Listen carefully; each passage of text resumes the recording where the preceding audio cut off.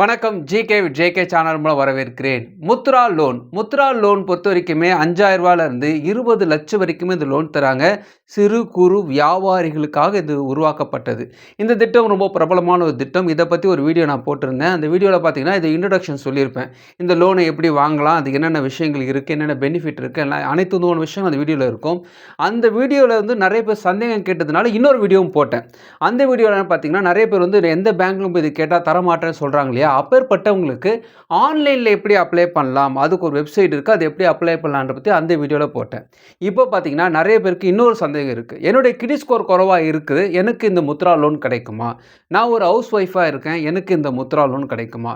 நான் வந்து loan apply பண்ணிட்டேன், எனக்கு பைசா வாங்கிட்டாங்க, அப்புறம் ஆனால் லோன் ரிஜெக்ட் ஆச்சுன்னு சொல்கிறாங்க, அல்லது முன்பணம் கட்ட சொல்கிறாங்க, எனக்கு நம்பி கட்டலாமா வேணாவோ குழப்பமாக இருக்குது. இது போல் நிறைய பேர் வந்து கமெண்ட்ஸை தெரிவித்ததுனால இந்த வீடியோ பொறுத்த வரைக்குமே கிரெடிட் ஸ்கோர் குறைவாக இருக்கிறவங்களுக்கு முத்ரா லோன் கிடைக்குமா, அதை பற்றி டீட்டெயிலாக பார்க்க போகிறோம். ரெண்டாவது, ஹவுஸ் ஒய்ஃப்ஸ் இருப்பாங்க இல்லையா, இல்லத்தரசிகள், அவர்களுக்கு இந்த லோனை பற்றி டீட்டெயிலாக நம்ம பார்க்க போகிறோம். மூணாவது, என்னென்ன ரீசனுக்காக அவங்க ரிஜெக்ட் பண்ணுவாங்க அதை பார்க்க போகிறோம். முன்பணம் கட்ட சொல்கிறாங்க, கட்டலாமா வேணாவா, ஒரு பயத்தோடு இருந்தாலும் சரி, அனைவருக்கும் உண்டான ஒரு தெளிவான விளக்கத்தை தான் இந்த வீடியோ நம்ம பார்க்க போகிறோம்.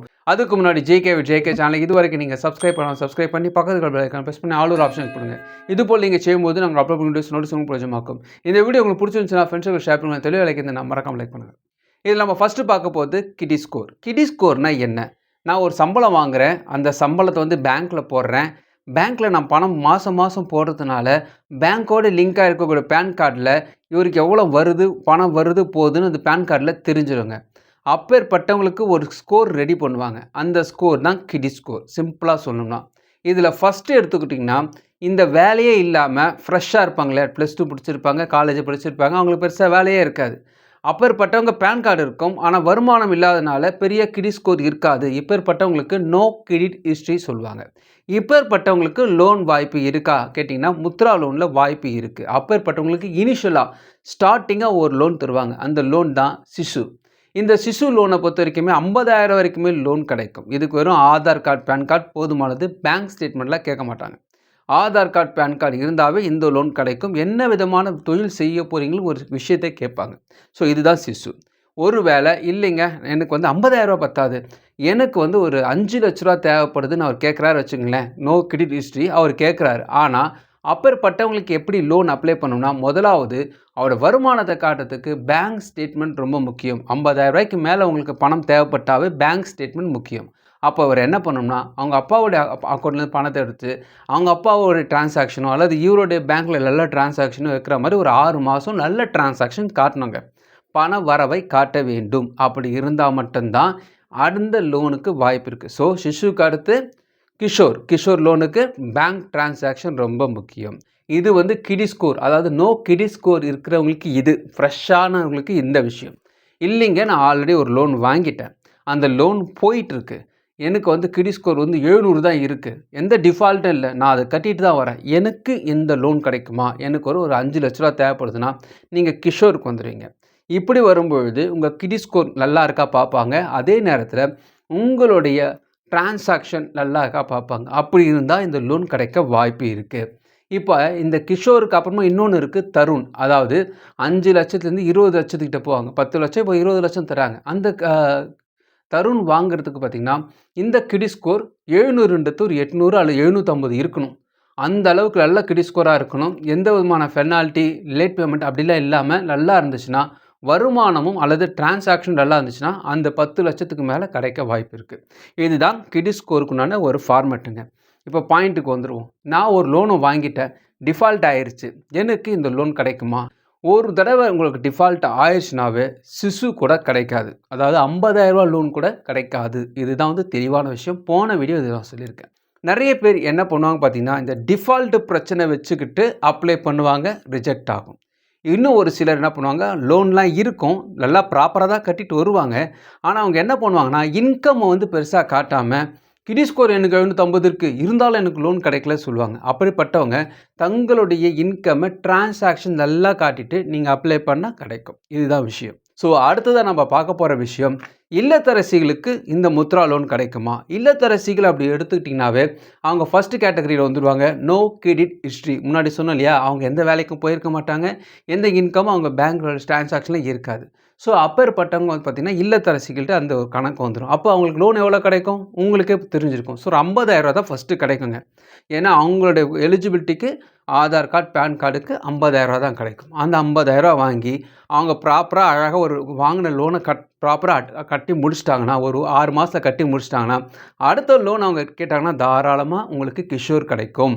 இது இல்லத்தரசிகளுக்குண்டான விஷயம். அது என்னென்ன டாக்குமெண்ட்ஸ் கேட்பாங்கன்னு உங்களுக்கு சொல்றேன். டாக்குமெண்ட்ஸ் பொறுத்தவரைக்குமே Aadhaar card, PAN card, Udyam registration செஞ்சிருக்கணும். ஃபர்ஸ்ட்டு எடுத்தோனே அதான் சொல்லுவேன். ஸோ உதயம் ரிஜிஸ்ட்ரேஷன் ரொம்ப முக்கியம். ரொம்ப சிம்பிள் தான். அது போன வீடியோவில் கூட சொல்லியிருப்பேன்.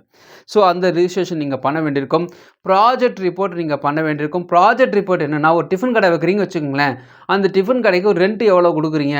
அந்த டிஃபன் கடைக்கு முதலீடு எவ்வளோ போடுறீங்க? அதுக்கு என்னென்ன பாத்திரம் வாங்க வேண்டியிருக்கும்? என்னென்ன ஸ்டவ் எவ்வளோ காசு ஆகும்? இதெல்லாம் நீங்களே ஒரு எஸ்டிமேட் போட்டு வாங்கிக்கலாங்க. இன்கேஸ் உங்களுக்கு அதெல்லாம் தெரியலனா, கூகுளில் தட்டிங்கனாவே போதும். என்னென்ன வேலைக்கு என்னென்ன எஸ்டிமேட்டுக்கெலாம் முத்ரா லோனுக்கான ஒரு எக்ஸாம்பிள் குடுப்பாங்க. அத அப்படியே பார்த்து உங்களுக்கு ஏத்த மாரி நீங்க எடிட் பண்ணிக்கங்க. ஸோ இது ஈஸியான ஒரு விஷயம் தான். ரொம்ப கஷ்டம்லாம் கிடையாது. பேங்க் ஸ்டேட்மெண்ட் இதில போட்டிருக்காங்க. Bank statement 6 month bank statement. ரூ. 50,000க்கு பேங்க் ஸ்டேட்மெண்ட் தேவையில்ல. ஆனா உங்களுக்கு 2,00,000 3,00,000 அல்லது 1,00,000க்கு மேல போனாவே கண்டிப்பா பேங்க் ஸ்டேட்மெண்ட் கேட்பாங்க டிரான்சாக்ஷனுக்காக. ஹவுஸ் ஒய்ஃபை பொறுத்தவரைக்குமே சிசு லோன் தான் ஃபர்ஸ்ட்டு கிடைக்கும். அதை ப்ராப்பரா கட்டி முடிச்சிட்டிங்கன்னா, அடுத்தது கிஷோர் ஈஸியா கிடைக்க வாய்ப்பு இருக்கு. முத்ரா லோன் என்னென்ன காரணங்களுக்காக ரிஜெக்ட் பண்றாங்க? இது நம்ம தெரிஞ்சுக்கிறது ரொம்ப ரொம்ப முக்கியம். முழுமையற்ற ஆவணங்கள், அதாவது ஆதார் கார்டு, பேன் கார்டு, உங்க பேங்க் ஸ்டேட்மெண்ட் அல்லது பேங்க். இதுக்கு ஒரே ஒரு மொபைல் நம்பர் இருக்கணும். ஒரே ஒரு மொபைல் நம்பர் 3த்தையும் இணைக்கப்பட்டு இருக்க வேண்டும். அப்படி இருந்தா தான் ஃபர்ஸ்ட்டு கேஒய்சி கிளிக் ஆகும். 2வது ரொம்ப முக்கியமான விஷயம், வணிக திட்டம். சில பேர் வந்து பணம் தேவைப்படுதுங்க தான் யோசிப்பாங்களே தவிர, என்ன பண்ண போறீங்கன்றதுக்கான ப்ராப்பர் பிளான் இருக்காது. ப்ராஜெக்ட் ரிப்போர்ட்ல ப்ராப்பரா எழுதியிருக்க மாட்டாங்க. உங்களுக்கு எழுத தெரியலனாலும் பரவாயில்ல, முன்னாடி சொன்ன போல தான் கூகுள்லேயே நிறைய ஆப்ஷன்ஸ் இருக்குது. அதை பார்த்து நீங்கள் செலக்ட் பண்ணிக்கலாம். ஸோ அந்த ஒரு விஷயத்தை செய்யறதுக்கு முன்னாடி இதெல்லாம் ப்ராப்பரா பண்ணிட்டீங்கன்னா ரிஜெக்ட் ஆகாம இருக்கும். 3வது bad credit history. Bad credit ஹிஸ்ட்ரின்றது டிஃபால்ட்டை தான் நான் சொல்கிறேன். உங்கள் கிரெடிட் ஸ்கோர் குறைவாக இருந்தாலும் லோன் கிடைக்கும். ஆனால் அந்த ரூ. 650 மேலே அல்லது 700க்கு மேலே இருக்கணும். உங்களுக்கு எந்த விதமான டிஃபால்ட் இல்லாமல் இருந்துச்சுனாவே இந்த லோன் கிடைக்க வாய்ப்பு இருக்குது. ஒருவேளை ஏதாவது டிஃபால்ட் இருந்துச்சுன்னா இது கிடைக்காது. அது முன்னாடியே சொல்லிட்டேன். நிறைய பேர் முத்ரா லோன் வாங்குறதுக்கு ப்ராசஸிங் ஃபீஸ் முன்கூட்டியே கட்ட சொல்கிறாங்க. எவ்வளோ ரூ. 30,000 கேட்குறாங்க, ரூ. 15,000 கேட்குறாங்க. கட்டலாமா வேணாமா தெரில பாஸ் கேட்குறாங்க. முக்கியமாக சொல்லணும்னா நேஷ்னலைஸ் பேங்க், பிரைவேட் பேங்க், நான் பேங்கிங் ஃபினான்ஸ் கம்பெனிஸ், ஆமாம் ரூரல் பேங்க்லாம் இருக்குது. கிராமத்தில் இருக்கக்கூடிய நிறைய விதமான வங்கிகள்லாம் இருக்குது. இதில் பார்த்தீங்கன்னா நேஷ்னலைஸ் பேங்க்கும் பிரைவேட் பேங்க்கும் அந்த அளவுக்கு ப்ராசஸிங் ஃபீஸ்லாம் ஃபஸ்ட்டு கேட்கவும் மாட்டாங்க. இதில் வந்து இந்த நான் பேங்கிங் ஃபினான்ஸ் கம்பெனிஸ், ரூரல் பேங்க்லாம் இருக்காங்களா அவங்க கேட்பாங்க. அதுக்கான விஷயம் என்னென்னு பார்த்தீங்கன்னா, உங்களோட டீட்டெயில்ஸ்லாம் உண்மையாக பொய்யா ப்ராசஸ் பண்ணி நாங்கள் பார்க்கணுங்க. அதுக்கு நீங்கள் ஒரு ஃபீஸ் கட்டணும்ன்ட்டு அவங்க சொல்லுவாங்க. அதுக்கு நான் ரீஃபண்டபிள், திரும்ப தர மாட்டாங்க. அப்போ நீங்கள் என்ன பண்ணணும்னா, உதாரணத்துக்கு XYZன்னு ஒரு பேங்க்கு. அவங்க வந்து நாங்கள் தரோம் ஒரு 15,000 கொடு கேட்டாங்கன்னா, நீங்கள் என்ன பண்ணணும்னா, முத்ரா லோனுக்காக நீங்கள் ப்ராசஸிங் ஃபீஸ் கேட்கறதுக்காக ஒரு சின்னதாக ஒரு லெட்டர் ரிசிப்ட் கொடுங்க. நான் கொடுக்குறேன் சொன்னால் கொடுப்பாங்க. கண்டிப்பாக கொடுப்பாங்க. ப்ராசஸிங் ஃபீஸுக்கு ஒரு ரிசிப்ட் கண்டிப்பாக கொடுப்பாங்க.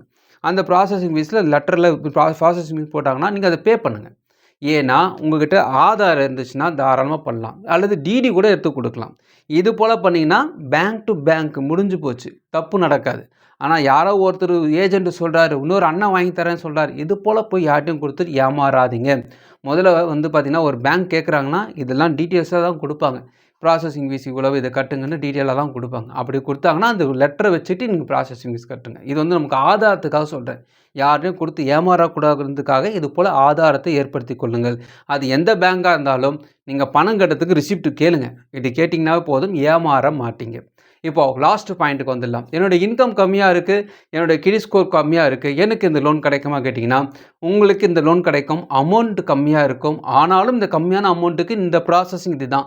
உதயம் போர்ட்டலில் நீங்கள் ரிஜிஸ்ட்ரேஷன் பண்ணியிருக்கணும். 2வது ஜன் சம்பத் சொல்லக்கூடிய வெப்சைட்டில் போய்ட்டு நீங்கள் இந்த ஆன்லைனில் அப்ளை பண்ணணும். ப்ராஜெக்ட் ரிப்போர்ட்லாம் ரெடி பண்ணணும். ஆதார் கார்டு, பேன் கார்டு வச்சுருக்கணும். எல்லாமே நீங்கள் ப்ராப்பராக வச்சுருந்தீங்கன்னா இந்த முத்ரா லோன் கிடைக்க வாய்ப்பு இருக்குது.